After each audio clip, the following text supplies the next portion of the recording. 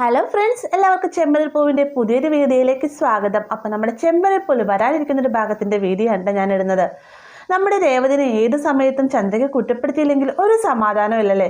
അങ്ങനെ ഇരിക്കുന്ന സമയത്താണ് നമ്മുടെ വർഷയുടെ അമ്മ മഹിമ വീട്ടിലേക്ക് വരുന്ന സമയത്ത് രേവതിയുടെ കുടുംബക്കാരെ പറ്റി രേവതിയെ പറ്റിയും ഒക്കെ കുറ്റപ്പെടുത്തിരുന്ന രീതിക്ക് സംസാരിക്കുന്നുണ്ട്. മാത്രമല്ല, കല്യാണത്തിന് സമയത്ത് വീട്ടിൽ നിന്ന് കൊണ്ടുവന്ന സ്വർണം അത് കുറച്ച് മാത്രമേ ഉണ്ടായിരുന്നു, ഇനിയിപ്പോൾ അത് സ്വർണം തന്നെയാണോ എന്ന രീതിക്കൊക്കെ നമ്മുടെ ചന്ദ്ര സംസാരിക്കുന്നുണ്ടല്ലോ. ഈ ഒരു വാക്കുകളെല്ലാം തന്നെ രേവതിയെ വല്ലാതെ വേദനിപ്പിക്കുന്നുണ്ട്. പിന്നീട് മഹിമ പോയതിനു ശേഷം ഈ സ്വർണ്ണങ്ങളെല്ലാം തന്നെ രേവതി ചന്ദ്രയുടെ കയ്യിൽ ഊരി കൊടുക്കുകയും ചെയ്യുന്നുണ്ട്.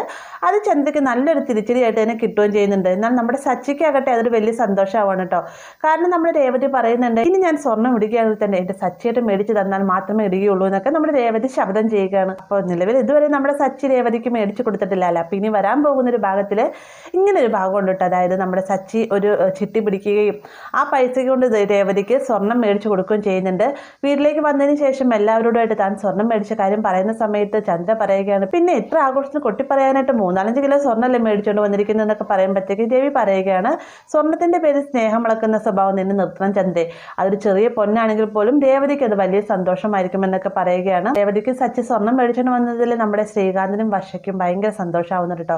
ശ്രീകാന്ത് ആണെങ്കിൽ സച്ചിയോട് പറയുന്നുണ്ട്, ഏട്ടാ എനിക്ക് എന്തായാലും ഭയങ്കര സന്തോഷമായി, ഞാൻ പലതവണ ചിന്തിച്ചിട്ടുണ്ട്. സ്വർണ്ണം അമ്മയ്ക്ക് ഊരി കൊടുത്ത സമയത്താണെങ്കിലും എനിക്ക് വല്ലാതെ വിഷമമായിരുന്നു എന്നൊക്കെ പറയുന്ന സമയത്ത് വർഷ പറയുന്നുണ്ട്, ചേച്ചി എന്തിനാ സ്വർണ്ണമൊക്കെ ഊരി കൊടുത്തത്, ചേച്ചിയുടെ വീട്ടിൽ നിന്ന് വന്ന സ്വർണ്ണല്ലേ, ആന്റി എന്തിനാ ആന്റി കൊള്ളപ്പലിശക്കാരുടെ സ്വഭാവം കാണിക്കുന്നതെന്ന് ചന്ദ്രയോടൊക്കെ ചോദിക്കുന്നൊക്കെ ഉണ്ട് കേട്ടോ. ഇതൊക്കെ കേട്ടിട്ട് ചന്ദ്രയ്ക്ക് വലിയ കുലുക്കൊന്നും ഉണ്ടാവുന്നില്ല കേട്ടോ. കാരണം രേവതി ഒരു പാവപ്പെട്ട വീട്ടിലെ പെണ്ണായതുകൊണ്ട് തന്നെ രേവതിന് എന്തും പറയാമെന്നുള്ള വിചാരമാണ് ചന്ദ്രയ്ക്കുള്ളത്. ഇടയ്ക്കിടയ്ക്ക് നമ്മുടെ സച്ചിയിൽ നിന്ന് നാക്കൊണ്ട് നല്ല കൊട്ടൊക്കെ കിട്ടുന്നുണ്ടെങ്കിലും ചന്ദ്ര നന്നാവനൊന്നും പോകുന്നില്ല കേട്ടോ. അപ്പൊ നമ്മുടെ സച്ചി സ്വർണം മേടിച്ചുകൊണ്ട് വന്നതിന് ശേഷം ഇത് രേവതിയുടെ കയ്യിലേക്ക് കൊടുത്തിട്ട് പറയാം, ഇത് നീ ഇടുന്ന് പറയുമ്പോഴത്തേക്കും ഇതിനുള്ള സമയം ഇപ്പോഴല്ല സച്ചിയേട്ടാ, ഞാൻ എന്തായാലും ഇടുന്നതായിരിക്കും എന്ന് പറഞ്ഞുകൊണ്ട് ഇത് മേടിച്ചുകൊണ്ട് അകത്തേക്ക് പോവാണ് കേട്ടോ.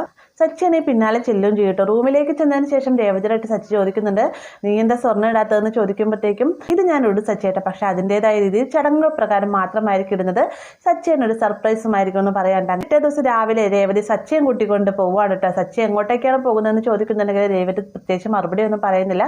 അവിടെ ചെല്ലട്ടെ, സച്ചിനൊരു സർപ്രൈസ് തന്നെ ഞാൻ തരാമെന്നൊക്കെ പറയുകയാണ്.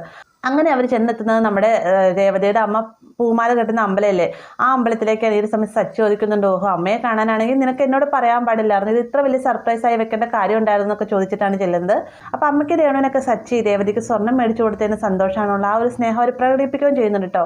ഈ ഒരു സമയത്ത് രേവതി ഒരു പുതിയ ഡ്രസ്സ് എടുത്ത് സച്ചിയുടെ കയ്യിലേക്ക് കൊടുത്തിട്ട് പറയുന്നുണ്ട്, ഈ ഡ്രസ്സ് ഒന്ന് ചേഞ്ച് ചെയ്തിട്ട് വായെന്ന് പറയുമ്പോഴത്തേക്കും, ഓ ഞാൻ നിനക്ക് സ്വർണ്ണം മേടിച്ചു തന്നതിന് പകരമായിട്ട് നീ എനിക്ക് പുതിയ തുണി മേടിച്ചു തന്നായിരിക്കില്ലേ, ഓക്കെ ഞാൻ ഇട്ടിട്ട് വരാമെന്ന് പറഞ്ഞുകൊണ്ട് നമ്മുടെ സച്ചി രേവതി മേടിച്ചു കൊടുത്ത പുതിയ ഡ്രസ്സ് ഇട്ടുകൊണ്ട് തിരിച്ചു വരികയാണ്. അപ്പോൾ ഈ ഒരു സമയത്താണ് നമ്മുടെ രേവതി പറഞ്ഞ ഒരു വലിയ സർപ്രൈസ് നടക്കുന്നത്. അത് മറ്റൊന്നുമല്ല, രേവതി സച്ചിയോടായിട്ട് പറയുകയാണ്, നമ്മുടെ വിവാഹം രണ്ടാമത് ഒന്നുകൂടി നടക്കാൻ പോവുകയാണെന്ന് പറയുമ്പോഴത്തേക്കും സച്ചി പറയുന്നുണ്ട്, എന്ത് വിവാഹമോ, ഒന്നും നടന്നല്ലേ, പിന്നെ ഇപ്പം ഇതിൻ്റെ ആവശ്യമുണ്ടോ എന്ന് ചോദിക്കുമ്പോഴത്തേക്കും രേവതിയുടെ അമ്മ പറയുകയാണ്, ഇതിൻ്റെ ആവശ്യമുണ്ടോ എന്ന് ചോദിച്ചു കഴിഞ്ഞാൽ രേവതി ഇത് പറഞ്ഞ സമയത്ത് ഞാനും ചിന്തിച്ചാണ്. പക്ഷേ രേവതി എന്നോട് പറഞ്ഞിരുന്നു, ആദ്യമേ ഞങ്ങളുടെ കല്യാണം നടന്ന സമയത്ത് ഞങ്ങളുടെ മനസ്സാലെ ഞങ്ങൾ പരസ്പരം ഇഷ്ടപ്പെടാതെ കല്യാണം കഴിച്ചാണ്, അതുകൊണ്ടായിരിക്കാം ആ ഒരു താലി അറുത്തു പോയതും.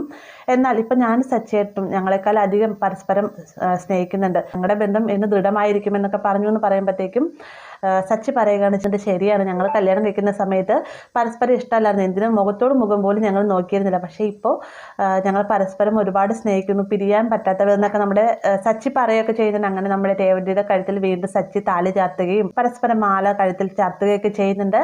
അപ്പോൾ ഇങ്ങനെ ഒരു കിടിലൻ എപ്പിസോഡ്, അതായത് നമ്മുടെ സച്ചി രേവതിക്ക് കൊടുത്ത സർപ്രൈസിനേക്കാൾ വലിയൊരു സർപ്രൈസ് തന്നെ രേവതി സച്ചിക്കായി നൽകുന്നുണ്ട്. ഇങ്ങനൊരു എപ്പിസോഡ് നമുക്ക് വരാനിരിക്കുന്നതാണ് കേട്ടോ. വീഡിയോ ഇഷ്ടമായി എന്ന് കരുതുന്നു. വീഡിയോ ഇഷ്ടമായി കഴിഞ്ഞാൽ ലൈക്ക് ചെയ്യാനും കൂടെ ചാനൽ സബ്സ്ക്രൈബ് ചെയ്യാനും മറക്കരുത്.